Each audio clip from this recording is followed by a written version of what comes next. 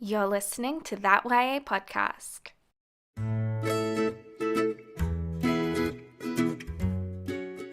Fall for You, Episode 5.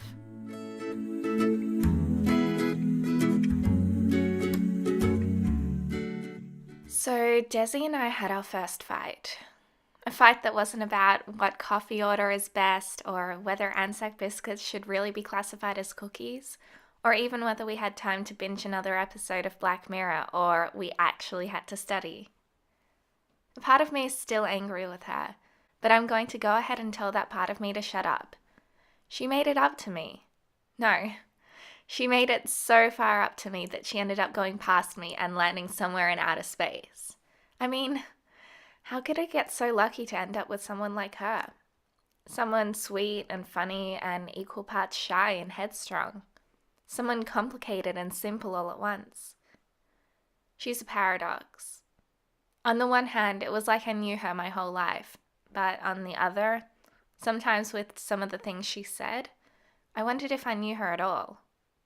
We'd met up at a little coffee shop next to the station before school started, like usual, grabbing steaming cups before half jogging down the busy street to school. 3 out of 5 of my before-school mornings were taken up by meetings by school council and meeting with my head of house to talk through whatever speeches I had. Today, I was going to run my speech by Mr. Horowitz for Pride Month. With the help of the school council, I'd managed to organise pride badges to sell around the school for the next week to raise money for the Trevor Project. Yeah, my weeks were always this busy. I'd cut a few meetings short and opted to miss the last round of debating to have more time with Desi. But there were some things I couldn't afford to miss. She got that. I just felt a little bad leaving her at her locker when I ran off to the staff room. It's not like she didn't have any other friends besides me, but, well, I didn't really know that. The only time I see her is when we're together, eating lunch in the quad or bumping feet in English class in the corner of the room. It was a Thursday, so I met with my counselor in my free period before lunch. We usually used that time to talk about things I was anxious about this week, or we went through steps of how to lessen that worry. Sometimes we did breathing exercises. Sometimes we talked about what I should do when I have another panic attack. Today we talked about Desi.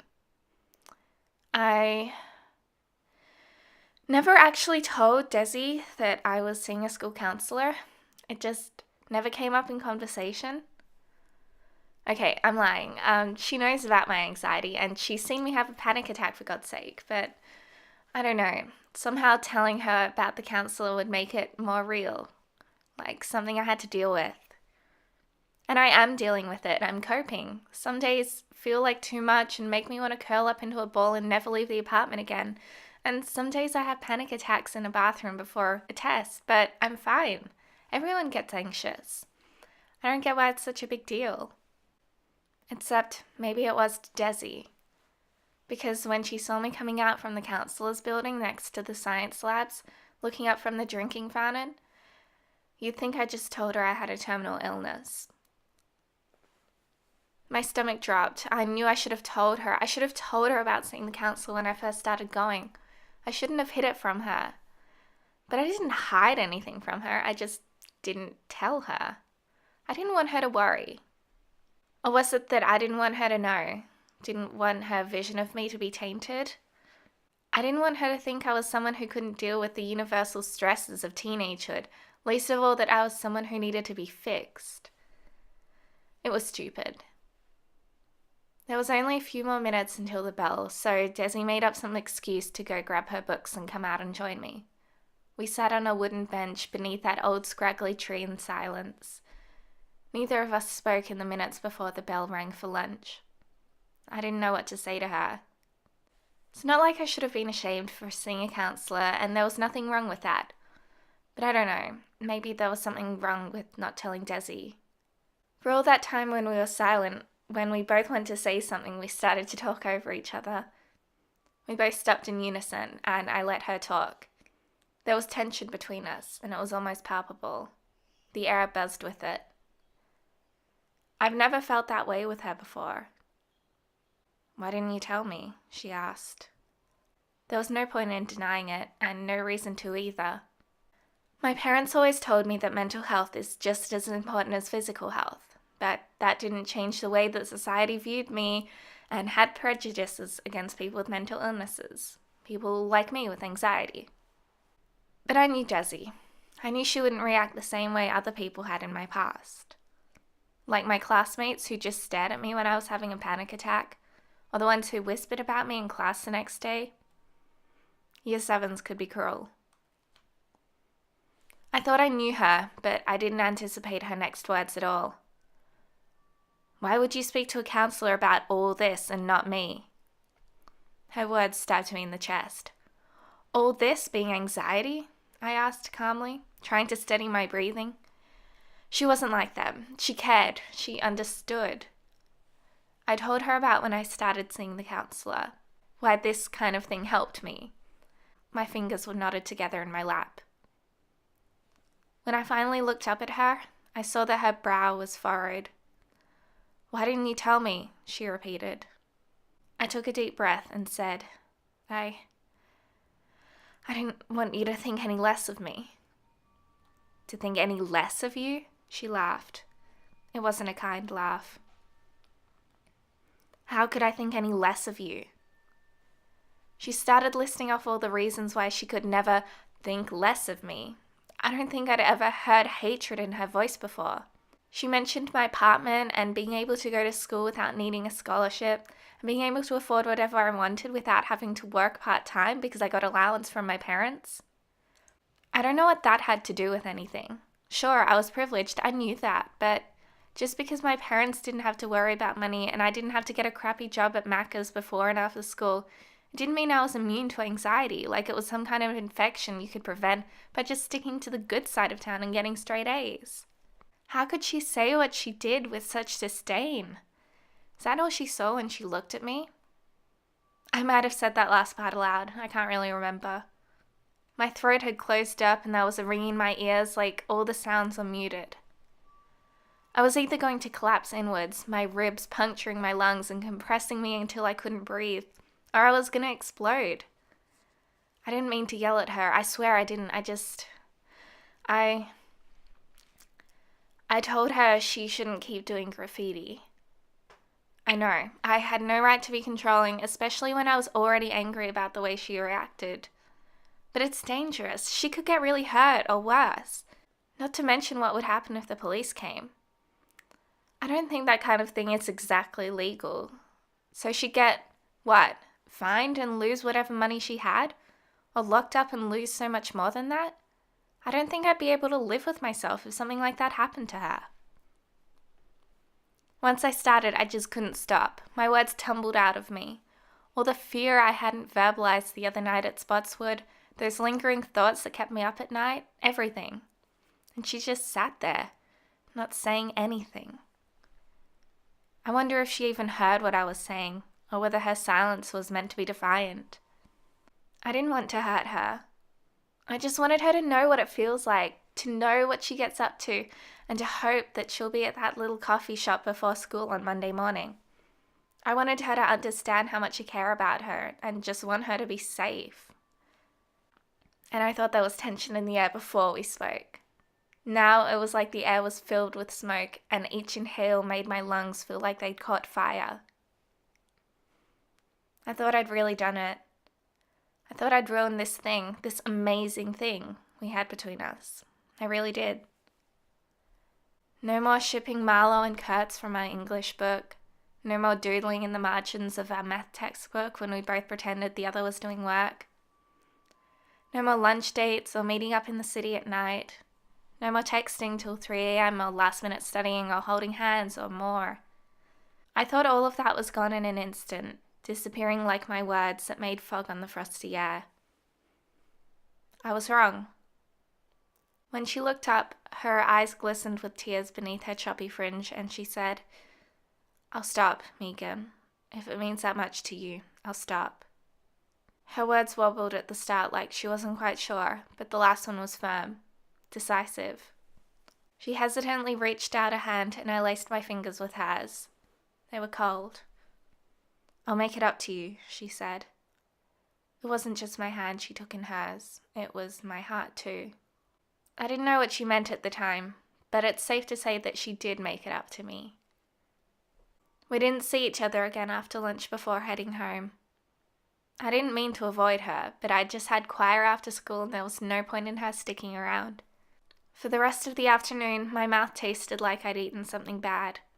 What I said to her left a lingering taste. The words were sour and sprinkled with regret. Dad wasn't home from work when I finally got back to our apartment, so it was just Mum and I. We sat at the bench for a while, her doing work on her laptop while I transcribed information from my legal textbook. An old Broadchurch episode we'd both seen before was humming from the TV in the background. Neither of us could work in complete silence. Tonight was taco night, so when Dad called to say he was finishing up, we abandoned our work and headed into the kitchen to cut up tomatoes and lettuce and whatever else we felt like. The rest of the night passed like most of them usually do, with the trading of stories from annoying colleagues or what we like to call commuter fails. You know, there are always some characters on trains. Last week, I kid you not, there was a man in a trench coat looking at a pocket watch and, get this, right, he was soaking wet. I hadn't seen it rain all day. It was totally crazy. We'd been trying to get through the first season of Sense8 for a good 2 months, so we sat down to watch an episode before I went back to studying before bed. It was hard when the rentals threatened to behead you if you skipped ahead, so I kept my promise and only had a fix of Nomi and Amanita once a week or so. It was almost midnight when I went to bed. I felt like I'd done enough study to not fall asleep feeling anxious. I was about to change into my pajamas when I got a text from Desi. "I'm in the lobby," was all it says. She hadn't texted me all night and then that arrives? I didn't even reply to the message. I just called her. I had to speak to her. She answered on the first ring, but I spoke before she could. "What are you doing here?" I whispered. My parents both stuck their heads into my bedroom an hour ago and said they were off to bed, and I didn't want to wake them. "How did you get inside?" She said breezily that someone was leaving and came in when they left, but promptly told me to get my butt down here before security could realize she actually didn't live in these apartments. I grumbled, but complied. I couldn't exactly leave her on our own there. I quickly changed out of my trackies and into jeans and pulled a jumper over my faded tie-dye top, slipping my feet into ducks without bothering to tie the laces. The rest of the apartment was dark. I was about to leave without telling my parents where I was, but on second thought, I scrawled a note on the back of an old test and left it on my bed, just in case. I had my phone with me anyway. I saw Desi as soon as the elevator doors opened. She sat on one of the fake leather couches, on the very edge, like she felt like she wasn't meant to be here. I tucked my phone into the back of my jeans and walked over to talk to her. The only other person in the lobby was a security guard, looking bored. Beyond the windows that spanned the front of the apartment, the street was dark, and beyond that, the Yarra and pinpricks of light from the other buildings. When Des looked up, she wore a hesitant smile. I asked her what was going on, if she actually came into the city this late at night. Why wouldn't she have just called me if she wanted to talk? My words came out in a mix of worry and anger, but my stomach flipped inside me. Seeing her always did that to me.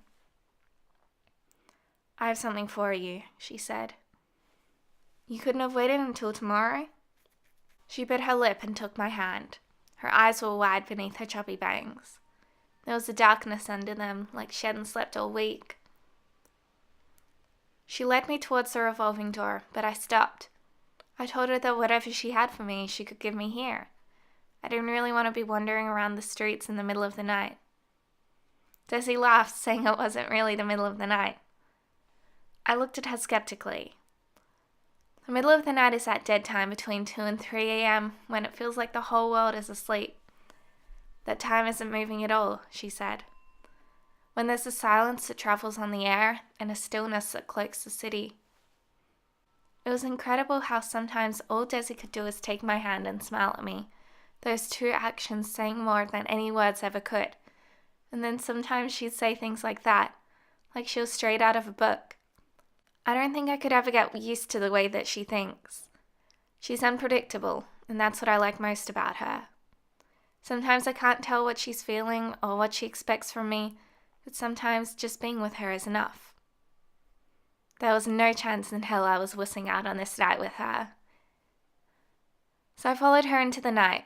Right then, I would have followed her anywhere. The air was cold against my skin. Folding my arms across my chest didn't do much to help, so I grabbed onto Desi and held her against me. Together, we waded through the darkness. I knew where we were headed after a few moments, a few familiar turns and the realization of what was to come. She didn't need to offer twice when she held out a hand and beckoned towards the gallery. I asked her if she was allowed to come here at night, but I wasn't sure I wanted to know the answer. Desi told me that her manager knew she was coming tonight, that she'd been begging for weeks to get a key and surprise me. Her artsy girlfriend, she said, for something special. It was meant for our 3-month anniversary, she said with a grin. But I guess, happy 3 months, 4 days. And then she inserted the key into the metallic door and pushed it open. Inside the gallery, it was pitch black. Des pulled the door closed behind us and felt for my hand. I held on tightly. "Close your eyes," she whispered.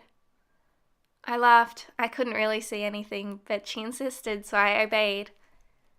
There was a click and the room flooded with light. I scrunched my eyes closed, slightly flinching, and then she was leading me forwards. I stumbled even though the floor was flat, expecting to walk right into a priceless work of art. But thankfully, by the time Desi said I could open my eyes, there'd been no horrible crashing sounds. It took my eyes a little while to adjust to the stark lighting that lit up the abstract pieces on the walls. She must have led me into one of the smaller exhibition rooms from off the main gallery. Was this one of the exhibitions that was scheduled to open in a week or so? I couldn't help the sound of amazement that escaped my mouth. It was incredible. But then I saw the picnic rug laid out at the floor, weighed down by unlit candles. "Are the candles too cheesy?" she asked. But I didn't say anything. They weren't. It was beautiful. Everything was beautiful. And I'm not sure how she planned it all. I moved towards the rug and sank down onto it. Desi unzipped her backpack and pulled out packets of Oreos and shapes and snakes. She started explaining that she would have liked to have got better food, but she didn't have enough for that right now, and she hoped this was okay and that I liked it. And I just kissed her. She hoped this was okay. It was spectacular. "This is the best thing anyone's ever done for me," I told her. And it was. No one had ever gone to that much trouble for me before. I didn't think I was even worth this much to anyone except my parents, and they didn't count. And that's how we spent the next 2 hours, knees touching on that checkered red picnic rug. The packets strewn out in front of us, but mostly forgotten. So was the artwork. When I was with her, everything else seemed to melt into the background. Who'd want to look at some paintings strung up on walls when you had someone infinitely more incredible in front of you? I couldn't take my eyes off her. The way the soft light from the candles danced across her features. The way she looked at me with those big doe eyes and took my hand in hers. When she finally walked me home, I felt like I was floating. I was giddy on her, high with love. I love her so much. I'm not sure how I could ever live without her in my life, and I don't want to find out. I don't think I got much sleep last night, but I mean every word I'm saying. Desi, thank you for everything. Thank you. Megan Chen, signing off.